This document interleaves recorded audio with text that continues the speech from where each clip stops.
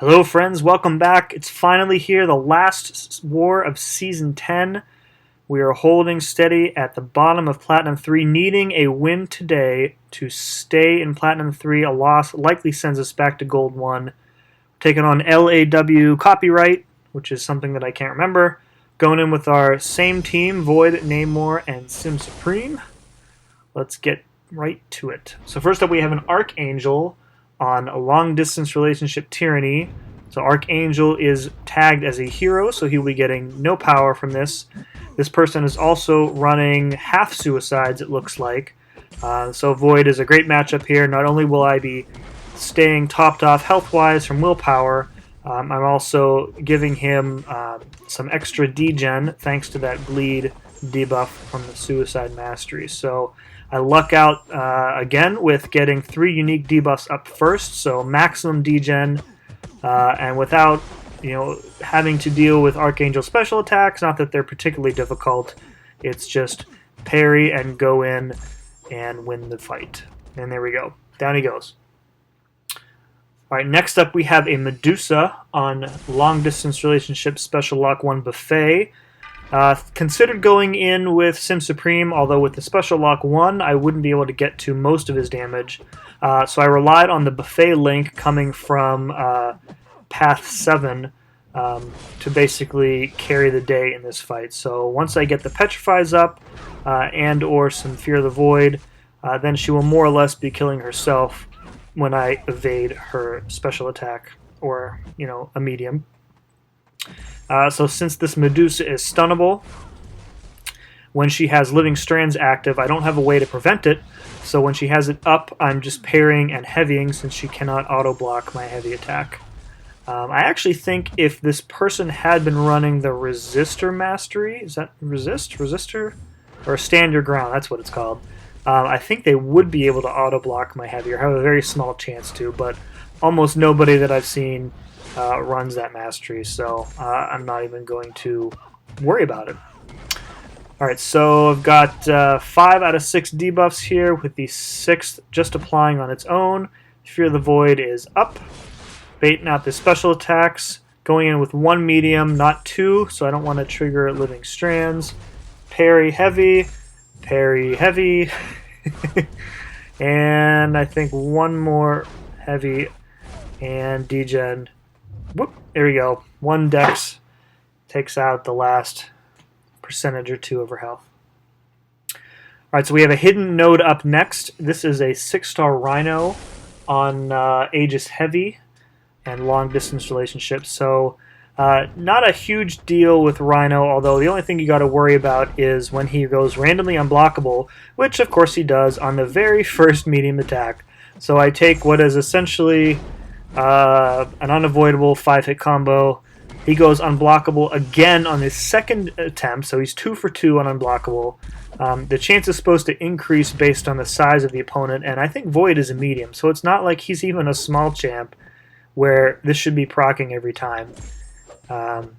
So I did the double heavy to remove all 6 Aegis charges, which is great because Void's heavy is a 3-part attack, so I only need 2 of them to remove all of the heavy or the indestructible charges. And from here, it's really just a standard fight against Rhino. Keep him above a bar of power, cycle him. I think I accidentally try and intercept at one point, and I've noticed something. This is not exclusive to Rhino, but I think since the last update, Unstoppable was kind of broken, but in favor of the player. And usually when something like that happens, Kabam is on top of it and fixes it immediately, but it has not been fixed.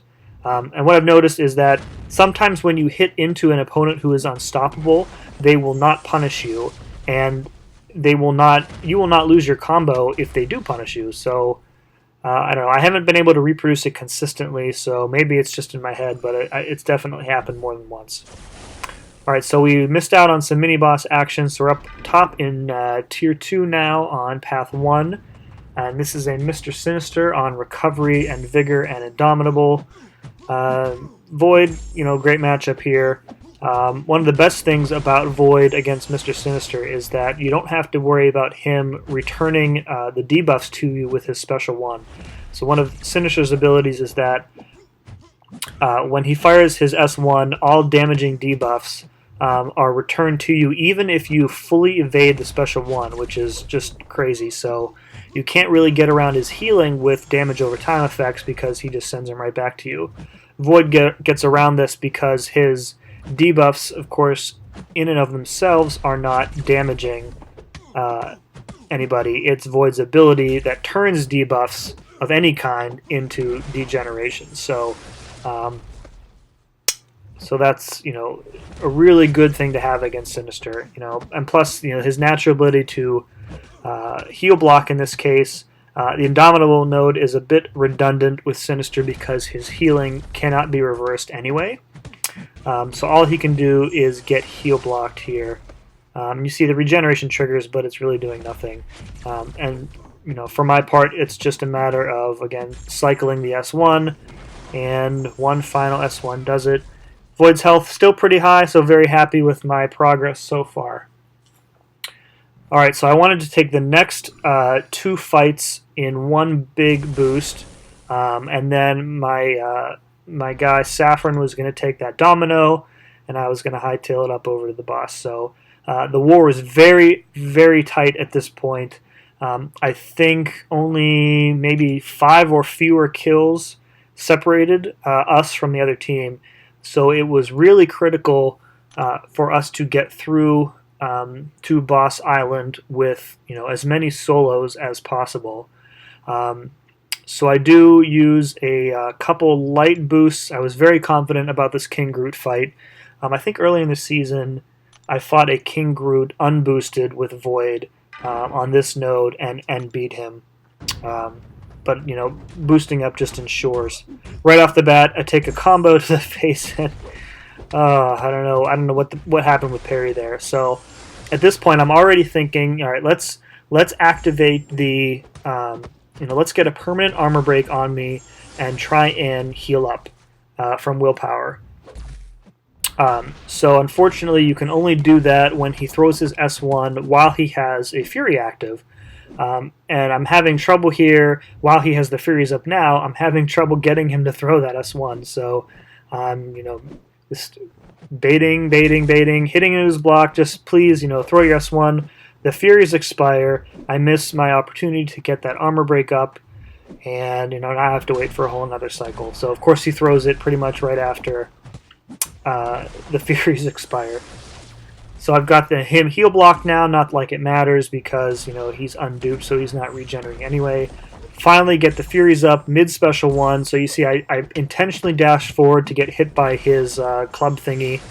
Got the permanent armor break, so now I'm healing for 142 per tick, so, roughly 300 health per second. And you'll see my health, pretty much start to climb up. Every couple seconds it's going to go up a percentage point. And I don't think I max out by the end of this fight, but I get pretty close. So, this method is great to use for really anybody against King Groot. It saved me some potions for absolute certainty, and has done so in the past. So you can see, we're 15-20 seconds since I got the armor break up, and I've healed up like 20% or so. So. That's a nice glory saver, a nice unit saver, if you can get it to work. Alright, so next up we have an Emma Frost. Just double checking the nodes here. Empowered immunity, I don't care about that because she's not immune to Void. Best defense, she doesn't evade, I don't care about that. She doesn't auto block. And then Buffet, which is great. So that when I'm evading her specials, she will just kill herself, similar to that Medusa did earlier in the war. So I luck out with Petrify, get that up right away. This person also is running Suicides. I don't know if it's half or full, doesn't matter. I did take note of that recoil damage, which is pretty significant. So this fight is actually going way quicker than I expected because of that. Got the Petrifies up right away, so the Buffet is nixed. Just dodging those specials like a boss, and down she goes, and only 30 some hits. So really good fight. All right, so I had first dibs at the boss. Again, the war was very close. I think we had a two kill lead at this point, but they had more more attackers more defenders remaining than we did. Or I'm sorry, we had more defenders up than they did. So it was really important here that I either get a solo on the Korg boss or just take only one death. So end of the season, last war, I use medium boosts and make a big mistake here, going in first with Symbiote Supreme. I'm not completely sure what I was thinking going in first with him. If I had to guess at this point, I would say, I'm not going to be taking any Thorns damage because all of his attacks are energy based. But he's only a 455. Korg is bleed immune, so even if I throw S3s until my thumbs bleed, it's not really going to do much to him. So you see, we're 30 seconds into the fight, and I've done hardly anything, like 5% damage to him. Get some intercepts in, and I already know at this point that this is either going to be a death or I'm going to time out. There's just no way in 3 minutes that I could get this boss down. Now, if the timer for boss fights, or even in general, was removed, I would have finished this fight absolutely. But as it were, the timer, one of the things I really dislike about war is that the timer really means you have to bring in huge high damage champs and or use a lot of boosts. Kabam likes to give the impression that they want players to have diverse rosters and not just rank up the god tier champs, but when you are under a 3-minute time limit on a boss like this, which already has very few counters, you really don't have any choice. Like, I don't know. War is a different mode in many ways than content like Variant, where you're encouraged forcibly to bring in specific champions or specific classes or whatever. I really wish that they would adjust the timer in fights, especially as the 565 champs and R2 6 stars become more common as defenders. These health pools are just going to keep going up and up and up and up and up. And it's harder the higher you go to get high-powered 6-star champs. I think the 6-star pool is kind of garbage, and it could take somebody a year or more to get a 6-star champ that they would even consider moving to rank 2. So if it were me, I think that the timer should be moved to 5 minutes at least on mini bosses and bosses. I would even consider removing the timer completely from the boss, because I'm going in with a 455, a good decent counter, and a good amount of skill, and it's not going to do me any good. So a little bit of rant there. I make the better choice the second time around to go in with Namor. I probably should have done this to begin with, speaking of good counters. So I'm not taking any Thorns damage here thanks to his Sig. So really it's just like any other Namor fight. Throw the S3, get that massive passive Fury buff, and then wait until Imperious Rex activates and go in with a couple of kick-ass specials and take them down. So sucks that I gave up that timeout before, but it is what it is. So, all right, we've got looks like 24-25 Outrage. Since Korg is bleed immune, I'm getting Outrage on every medium guaranteed because of how Namor's abilities work. So here's the first of, I think, several S3s. I'm fortunate, or I guess not just me, but we are fortunate that Namor has such a cool S3 animation because you really end up seeing it quite a bit when you play him. So, all right, so I got the Fury up. Imperious Rex is active. I throw another S3 hoping to double up my Fury passives and get some massive attack rating in before I immediately come out of this and more or less launch my unblockable S2 right there. Boom. So I did get the 2 passive Furies, and you can see that was a 40k hit on that special. Followed up with an S1, and now he's got 18, 14, 10% health left. I've got 1 passive Fury remaining, about a minute change left here. I'm starting to feel the physical resistance buffs that he has up. I'm not worried about timing out here.